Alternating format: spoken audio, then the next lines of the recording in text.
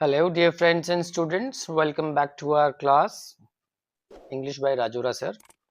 आपको याद होगा पिछले क्लास में हमने types of clause with examples पढ़े थे, जिसमें हमने dependent clause and independent clause के बारे में थोड़ा सा डिटेल में पढ़ा था।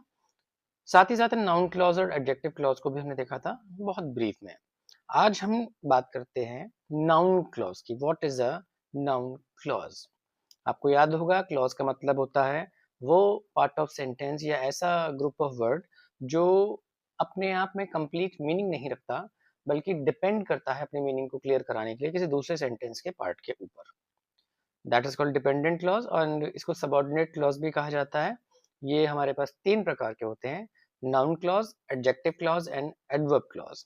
आज हम बात करते हैं नाउन क्लॉज के बारे में, पर्टिकुलरली कि नाउन क्लॉज क्या होता है।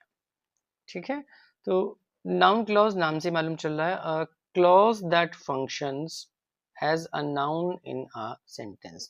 किसी भी सेंटेंस में वो क्लॉज जब नाउन की तरह से काम करता है, then it is said to be a noun clause.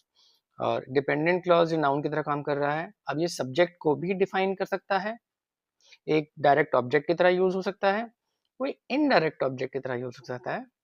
साथ ही साथ ये प्रपोजिशन या एक प्रेडिकेट नॉमिनेटिव का काम भी कर सकता है। बेसिकली हम देखते हैं सब्जेक्ट, ऑब्जेक्ट, प्रपोजिशन या फिर प्रेडिकेट नॉमिनेटिव का ये काम करता है।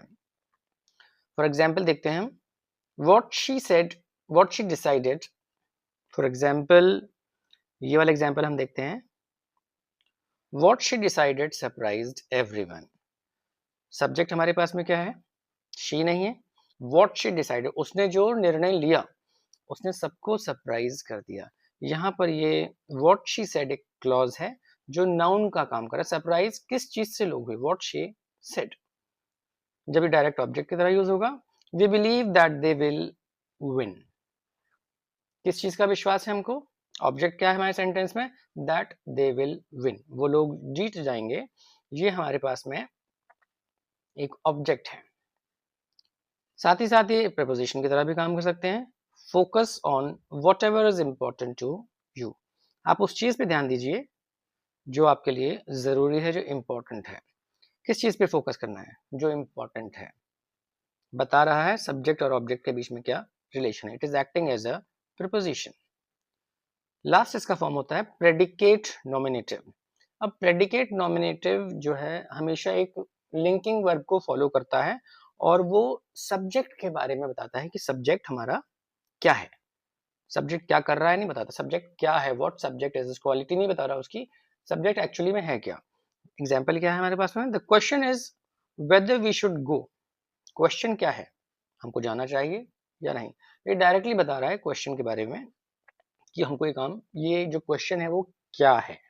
यहाँ पर ये एक प्रेडिकेट नॉमिनेटिव का काम कर रहा है, राइट। और ज्यादा डिटेल में इसमें हमको जाने की जरूरत नहीं, क्योंकि फिर कंफ्यूजन पैदा होता है, जो कि अभी फिलहाल एट द प्राइमरी स्टेज हमको अवॉइड करना है। So this concludes the noun clause. आज हमने नाउन क्लॉज को थोड़ा सा डिटेल में पढ़ा है। आई होप आपको अच्छी तरह से चीज़ समझ में आ गई होगी।